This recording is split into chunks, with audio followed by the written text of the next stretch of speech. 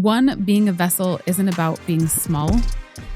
It's being hollowed out to hold light and strong enough to pour freely. If you feel like you're small, imagine yourself just being hollowed out with bigger capacity to serve. If you're one of those women who feel invisible but are serving in love, you're not just enough as a vessel, you are essential. These are the kind of women we need. Hello, friends, and welcome back to Lean In With Lizzy. I am so excited to be here with a solo. I feel like I haven't just talked to you in a while. As I was prepping for this solo, I was laughing like, oh, I just feel like I miss these women. And then I realized like I only talk at you. So I hope the feeling's mutual and you miss me too. But I think what I've really missed is just sharing my heart and my love for you and really feeling like I have something to teach and to give. And it always fills me up every time. And so super excited to be back on. I also want to say a big hello to any first-time listeners. I haven't done that in a while. And also give a big hug to any of you long-time listeners, which the show just started not too many months ago. But there already are that group of regulars. And I know a lot of people are still finding out about the show for the first time. And welcome. In this last month, I've been getting a lot of messages from women all over the place. And there's kind of a common theme in these messages that I'm loving. And I think it says a lot about the community that's building here. And the theme of the women who are reaching out, sometimes it's, I have a question or I want some advice. But a lot of times it's women reporting back on a big jump they've taken in their life or something that they did, or I had the courage after listening to your episode to do this thing that I've been scared of or I've wanted to do for a long time. And that really feels like that's who this group is, like women who are together saying, I know I'm meant for something. I know I have things to give. And even though it scares me or it might be out of my comfort zone, I'm going to go do that thing. So love every one of those messages. And you belong here if you found this podcast. I really believe that if you found this podcast, you are the women who are here to change the world. And that's why you found it. And that really excites me. So I have a few small things I'm going to share at the end of this episode. Stick around if you want some updates about the podcast. But I'm excited to jump into today's episode and into our topic. So I'm going to do a little storytelling. A few weeks ago, I went to a conference for women and I was super excited to go. I haven't lived in the same place where this conference has been for very long. And so I've really never attended the conference, but it's a couple days where you get together and you just hear inspiring women. Some men teach on different topics, everything inspiring, lovely, wonderful, a really good time to just get out and focus in on your life and yourself and how you can improve things, maybe problem solve, find certain solutions to things you're struggling with. And so I was really excited to go to the conference. I was especially excited because I was going to hear a few friends who were speaking. Now, I'm going to get really vulnerable here and say something that's a little bit embarrassing. It's actually more than embarrassing. I'm like a little bit ashamed to admit it, but I'm going to admit it because I think it's really important. So I wasn't just excited to go to hear my friends and support my friends. I was excited because I wanted to feel important. I wanted to be sitting in the seats where the speaker's friends were sitting and to be seen as important. And this was not conscious, right? Like I don't consciously think such embarrassing thoughts. I think it was just subconscious, like, oh, this is going to be so fun. Like there's really great friends there. I'm excited to be there. But I think there was this like inner need, a little bit of validation. Like I matter to someone. I'm important in some way. So this is how it played out. So I showed up to the first friends breakout. And I got there early. I wanted her to know I was there and I was supporting her. And again, I think a little bit subconsciously, like I wanted to be in the important seats. And I went up as far as I could go and I sat in that row. And then I noticed that down below there were VIP seats. And slowly those VIP seats started filling up with people I knew, friends, mutual friends of ours and acquaintances. And these questions started filling my mind like, oh, maybe you're not as close to her as you thought, or maybe she doesn't even like you that much, or man, you weren't on the text, you weren't on the invite. And slowly I just felt smaller and smaller and less important and sat there and she did an awesome job. And sure enough, after all the friends are around and giving hugs, and I just kind of felt like, well, that was lame. And even though the content and what was in it was incredible, right? Like I just felt kind of lame. But I thought, you know what? There's always the next breakout. I'm headed to the next one. Forget about this. Maybe I missed a text, or maybe you didn't really need to be invited to the front row, whatever. So I go to the second breakout. Again, get the best seat I can. And sure enough, there's those dang VIP seats again. And I see them fill up again with mutual friends, with people I know. And that feeling of smallness comes back, but even greater this time. Like, who even are you? You think you're close to people. They're not even close to you. Why did you even come to support if they don't even know you're here supporting them? I was like, man, like trying to give myself self-talks. I know this isn't what it's about. I know that it doesn't matter, but still just kind of felt really lame by the end. But it's okay. There's breakout number 3. And in breakout number 3, there were 2 friends speaking. And I was really good friends with both of them, I thought. Go to breakout number 3. You can see the spoiler that's coming. But this time I'm like, I walk over to the other building and I'm giving myself a pep talk on the way. Like, I don't even think they invite people to these VIP seats. Like, all these women, you're friends with these women. Just go sit in the front. So I make my way. I sit in the front, settle down, get comfortable. Everybody's chatting. Sure enough, I know these women. Like, it's fine. I belong. Until about 2 minutes before the speakers are about to start. And the coordinators of the event come and ask me to move. It was horrible. I just was like, I wanted to cry and held back the tears and really just kind of wanted to walk out. Like, this is 3 strikes and I am out of here. I feel so lame. And so I'm going to pause this story for a second and just want you to think of a time that this has happened to you. Maybe you're one of those lucky souls in the world who has never felt on the outside. I doubt it. I think that's the most common human experience. What does it feel like to be small, to feel like you're not as important as you hoped you were, that you're not appreciated, you're not seen, you're not validated? It's kind of the worst. It's one of the worst feelings I think we can have, again, as humans, that we're not accepted, that we're not a part of the group. So back to my story, I'm sitting there in the seats and the topic was amazing and I got a lot out of it and was, again, just trying to like eat my slice of humble pie with grace and humility. And then it ends and the whole group rushes up and they're hugging and they're taking pictures and no one motions my way to go get in the picture. And I'm turning to kind of just leave quickly because I don't know if anyone else has noticed, but I feel enough shame and my face is flushed. I think I just need to get out of here. And then one of the speakers turned and there was just enough of a break in the audience to have a direct path to her. And she saw me and she's a dear friend. I've actually had her on the podcast and I love her dearly. But we haven't been in contact for a while. And so I walk up and I just give her this huge hug and she gives me a hug and another mutual friend of ours walks up at the same time and the 3 of us just have this embrace that I think we all needed. And then the friend who was speaking turns to me and said, I just don't even know if I belong here. I don't even know like where my space is in this ecosystem. And I turn to hear her and just very authentically tell her all I see in her and believe in her. And you do belong and you're a part of everything good because you are good. And as I'm pouring out into her, I have this phrase come into my mind that you are meant to be a vessel, not a VIP. Let me say that again. You are meant to be a vessel, to carry, to pour, to give life to other people, not to be a VIP, to be seen or to be validated. And I haven't been able to get that out of my mind for the last month. I've struggled a little bit to even tell this story. And in hindsight, I think I've been hesitant because these are all really great friends, actually. And the good chances there really weren't assigned seats and it didn't even matter. And nobody did anything intentional. But I'm so glad I had this moment to have this lesson and reminder of this is what matters most. I am here to be a vessel, full stop. That's the only thing. Seeking for validation and seeking to be a VIP leaves me empty every single time. So it's one thing to say that, and it's another thing to live that way.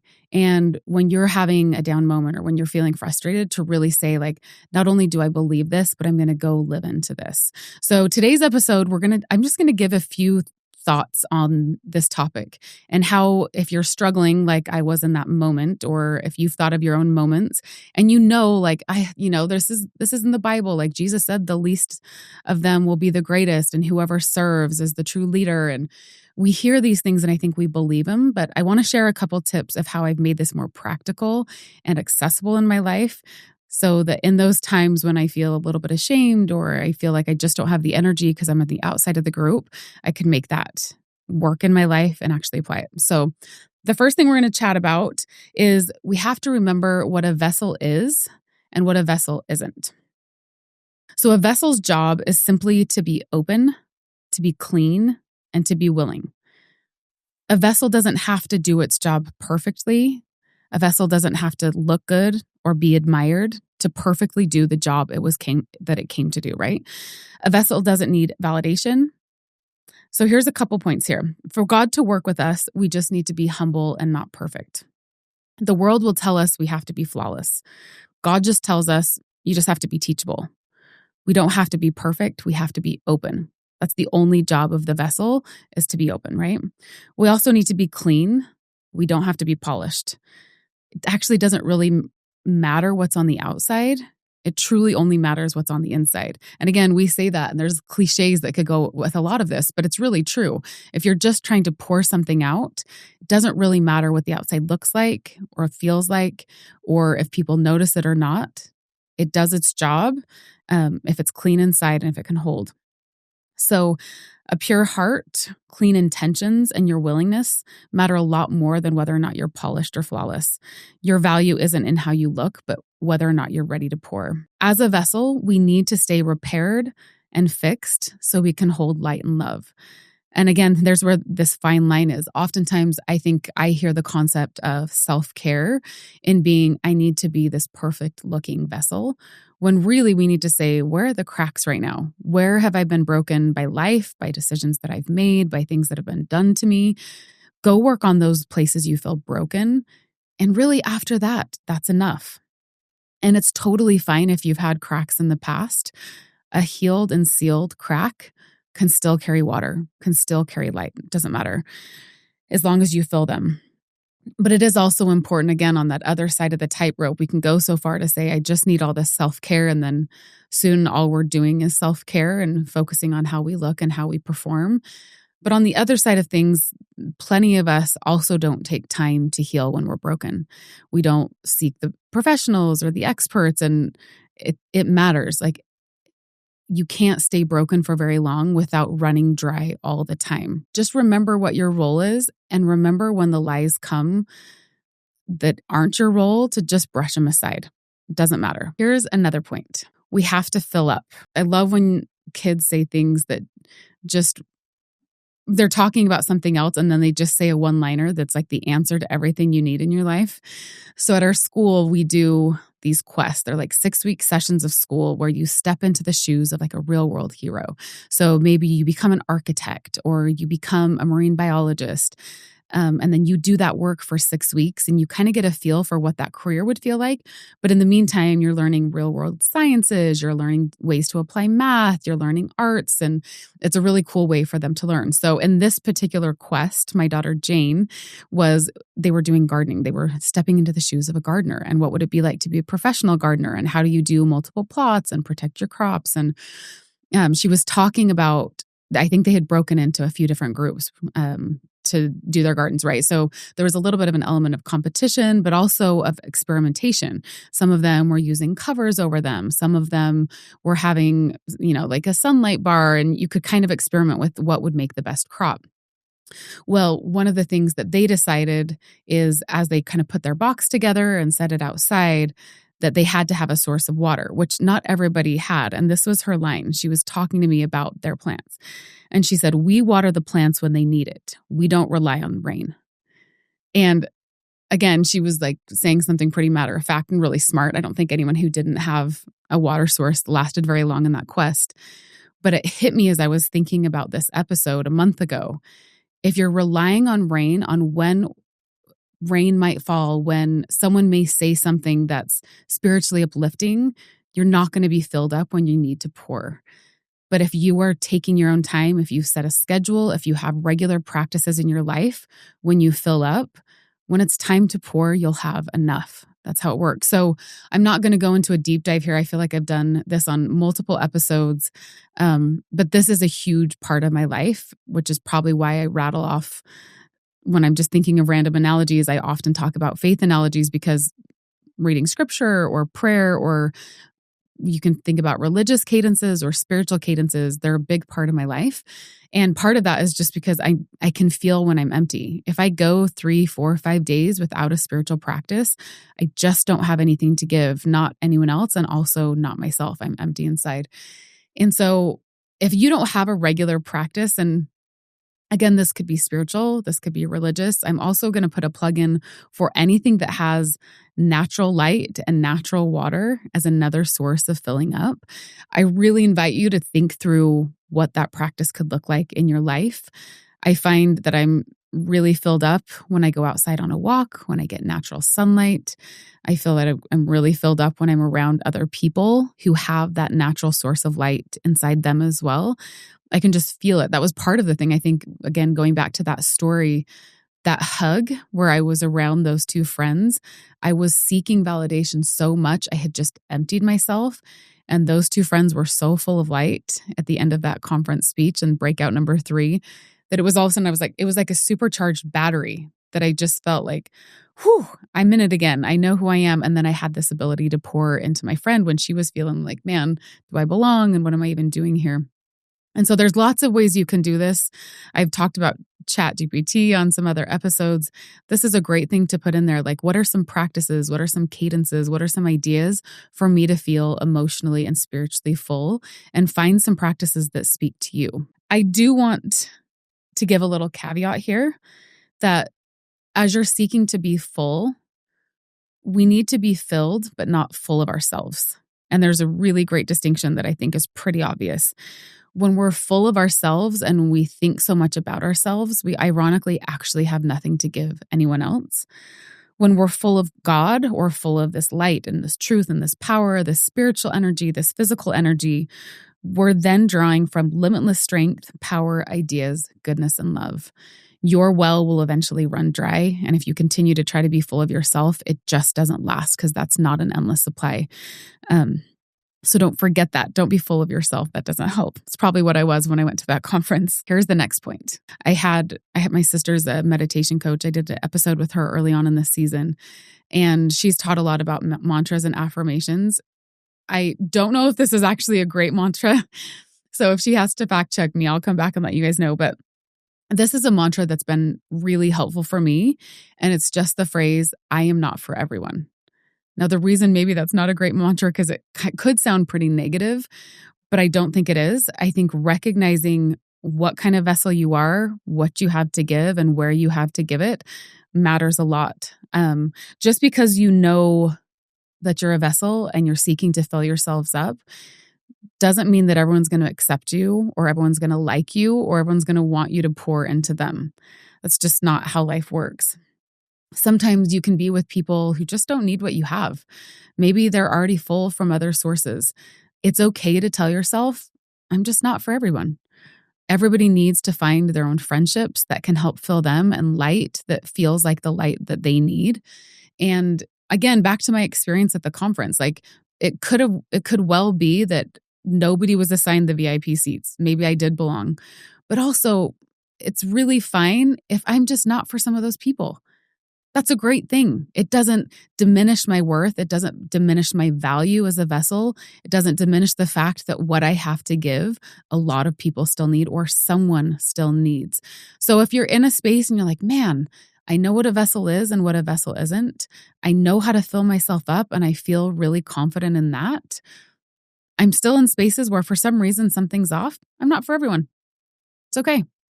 Let them find the people who they need because you need to find the people who need you. When you know your purpose, being overlooked doesn't unravel you. It helps clarify your assignment. I love this point, and I've seen this over and over again. Paying attention to where maybe you're not needed or where your voice isn't as helpful or insightful or as clear is actually a really great data point for you to say, I need to look somewhere else to give. They already have enough staff. They already have enough light. They have what they need. Let that clarify your assignment and don't let that beat you up. All right. I want to end this episode as we've talked about how to remember in those moments when you're feeling awkward or when you feel like you're just empty or why you don't know why you're doing the things you're doing, with a little bit of irony. All right. I want to end this episode with a little bit of irony. I fully believe that the true joy in life comes when we're not looking to be noticed or looking to be validated or looking to be the VIPs on the front row. The ironic thing to me is that when I think about the real VIPs, the people that you remember 100, 200, 1,000 years later, they actually were the people who showed up as vessels. You don't remember a lot of the celebrities.